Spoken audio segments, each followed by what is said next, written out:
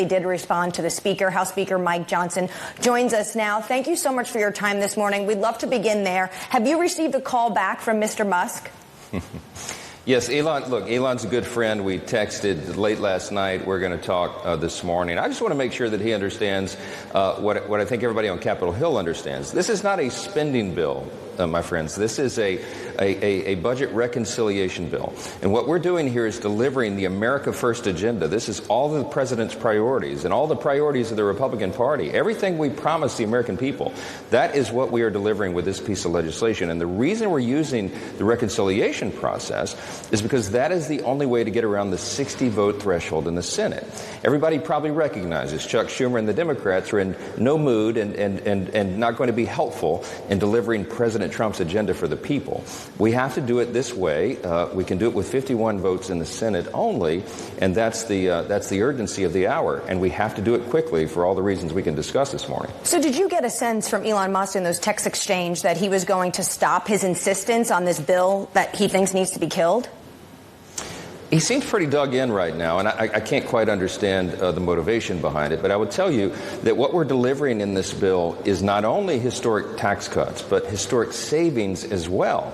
He seems to miss that. I mean, the projection is that this legislation is going to save us $1.6 trillion with a T. Now, there's never been a piece of legislation ever delivered in the history of government on the face of the earth that saves that much money. So this is truly historic. Now, is it enough? No, because all three of us understand that we have a large federal debt. We've had deficits for some time, and it's a serious concern. In fact, it's the number one threat to our national security.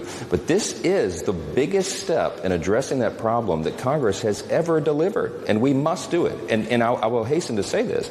I've told Elon and tell everyone, this is the first of a series of steps that we will take to bring that debt under control. But you can't turn it on a dime. It took us decades to get into this situation, so we have to do it incrementally, and this is a huge step forward in that endeavor. What's the driving force behind Elon Musk's problems with this bill? Has he asked you directly to potentially keep the electric vehicle benefits we saw under the Inflation Reduction Act of the Biden era into the bill? Look, I'll let everybody draw their own conclusions about Elon's motivations. I'll tell you that, I mean, obviously the EV mandate going away is I'm sure a concern for, the leader of Tesla, and other things as well. But I think there's a lot of confusion out there about what the legislation is. There's certainly a lot of misinformation. I mean, the Democrats have been engaged in this effort, this strategy for many, many weeks and many months. But remember, it took us over a year to develop this piece of legislation. We have 11 different committees in the House, all their areas of jurisdiction, that worked on the reconciliation effort to reconcile the budget. And what we're going to deliver here, again, is historic tax relief and savings at the same time. If we do not get this bill done, the tax cuts of 2017, the Tax Cuts and Jobs Act, will expire at the end of December. Every American will receive the largest tax increase in U.S. history all at once. It will be devastating for the economy.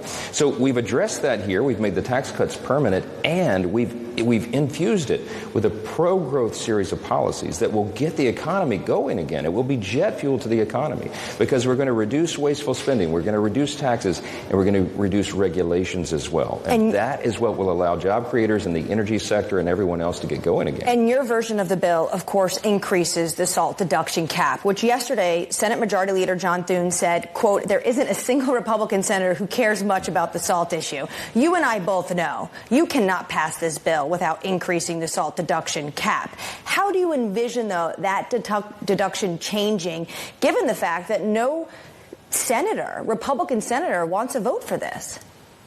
Well, I appreciate that they don't. They all come from red states, right? As do I. And we have very different perspective on SALT than our colleagues in the blue states, for example, in California and in New York, in New Jersey. But that is the reality in the House, remembering, and they have to remember, my Senate friends and colleagues have to remember, I have to deliver 217 votes to get that thing across the line if they modify it. So I had lunch with my Senate friends Tuesday last, 2 weeks ago, before we passed the bill in the House on that Thursday. And I encouraged them to modify it as little as possible, right? Because I gave a metaphor. I said, my friends, I am crossing the Grand Canyon on a piece of dental floss, okay? The equilibrium that we reached here took quite a bit of time to get to where we are. And you can't load me up on either side. And if you go and slash the SALT cap that we negotiated carefully for over a year, it's going to make it very difficult for me to deliver the necessary number of votes. Remembering, I can only lose 3 in the House. They can only lose 3 in the Senate to get this done. So we're all working together. It's one team, House and Senate together, united in this effort. Yeah. They understand that, and I think they understand, certainly Leader Thune and the leaders over there understand the complexity of what we're having to deal with here. Speaker Johnson, just to sort of put a bow on it, so 40,000 still likely to remain the cap? That's what we negotiated here, and I'm certainly trying to hold to that number. And look, we paid for it. I think we've got it worked out in all the math and the legislation, and I think it's something that I know they're not in love with it, but I certainly hope they'll tolerate it so we can maintain our vote tally over here. Speaker Johnson, as you walk that piece of dental floss over the Grand Canyon, there is this question of how the bill is currently being used, whether it's for budget negotiations and budget reconciliation over the next decade, or whether it's to negotiate trade agreements. There is $2.8 trillion of revenue that is being penciled in by the Congressional Budget Office from tariffs that might be used as a negotiating tactic, might not be. How do you understand the way that tariffs are looked at as part of this budget balancing act? Well, it hasn't been included in the calculations, and that's because groups like the CBO, the Congressional Budget Office, as you noted, won't give us any credit for that. But it is very real. I mean, the revenue is real, and it is realized, and it's not included in the calculation that we've made or they've made, but obviously it's a big factor. We believe that we're going to bring about a roaring economy again, and it's not based on conjecture or groundless optimism. I mean, this is based on the history. We did this in 2017, and after the first 2 years of the Trump administration, when we passed the Tax Cuts and Jobs Act, we reduced taxes, we reduced regulations, and the economy was roaring. I mean, you all remember, before COVID, we had the greatest economy in the history of the world. I mean, everybody was doing better, every demographic. Wages were up. The job participation numbers were at record highs. Inflation was down and manageable. Things were going great, and then COVID hit. So we're going to do that same series of policies, implement that same philosophy, but this time, as I say, on steroids. And it's going to make a major difference for everybody's lives. Speaker Johnson, a lot of people in markets are concerned about a number of provisions here and actually don't think they will spur growth. One of them being Section 899, which talks about taxing foreign investment in the United States from specific countries that have non-tariff barriers like the VAT tax and other things that have been contentious during negotiations of trade deals. How much do you see that dampening? I mean, is that a concern for you? Because right now, around the world, there are people wondering whether they can still invest in the United States without getting penalized for it. Yes, look, there's a complexity to the tariff negotiations. I mean, we tip our hat to the White House, and the president's strategy is working. As you know, there's more than 75 countries renegotiating their trade agreements right now, finalizing that even as we speak. That's going to be better for America because it will be more fair. You know, I'm always liken myself to be a Reagan Republican, and free trade is one of our core principles that we've all supported over the years. And every time I would say that over the last several years to President Trump, he would say, yes, free and fair trade. And he's right. I mean, this is a disparity that must have needed to be addressed, and it has been. So we think in total this is going to be good when all the dust settles on the tariff negotiations and the new trade agreements. It's going to be good for America and good for the world. And so we're factoring that in. We're working in tandem with the White House, and it's part of the thought and the calculation and the legislation. Speaker Johnson, just to be clear, that provision will stay in. That is important to you. I think it is. I mean, obviously the bill is still a live instrument that's being worked on in the Senate, so we'll see if they modify those provisions. But I think for now, I think that's good policy for us. And I want to say to foreign investors, you're in good stead to invest in America. This is the time to do it because the American economy is about to take off again, and it's going to be good for you and good for the world. We're the largest trading partner for most other nations. They need America, and a strong America is good for the whole world, and that is what we we are going to bring about with these sound policies and pro-growth initiatives. Speaker Johnson, you and your colleagues have a self-imposed July 4th deadline. Partially that is because you have to raise the debt ceiling. Are you considering raising the debt limit if this deal isn't finished by July 4th with a different measure?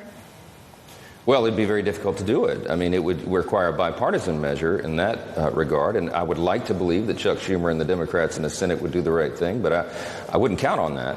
That debt cliff, as we're regarding it, is coming soon, and that's why Secretary Besson has said we've got to get this done by Independence Day, and I think it'll be a great celebration for all of us. But it's not just because of the debt ceiling. It's also because we need to get tax relief and this new roaring economy to the American people as quickly as possible. They're owed that, and this is going to be a great thing for everyone. And I have to also think about the politics of it, right? We have a midterm election coming up in 2026. If we get this done soon and quickly this summer, then everyone will feel those effects before they have to go vote again in that midterm election. We want to keep the House majority and keep this going for 4 years for President Trump and not 2. And if we lost the majority, there's no doubt that the House Democrats would try to impeach the president, and everything would be truly chaotic for investors and job creators and consumers. So we have to keep this going, keep the momentum going. The timeline's very important, and that's why I put this on a very aggressive schedule. I said back in the early part of this year that we would pass the big, beautiful bill out of the House before Memorial Day. And people laughed. They mocked me when I said that. But we beat it by 4 days. We're going to stay on track, and we're going to deliver for the American people. Well, you have exactly 29 days to hit that deadline. Are you saying there's no plan B for raising the debt ceiling if this bill is not done between House Republicans and House senators?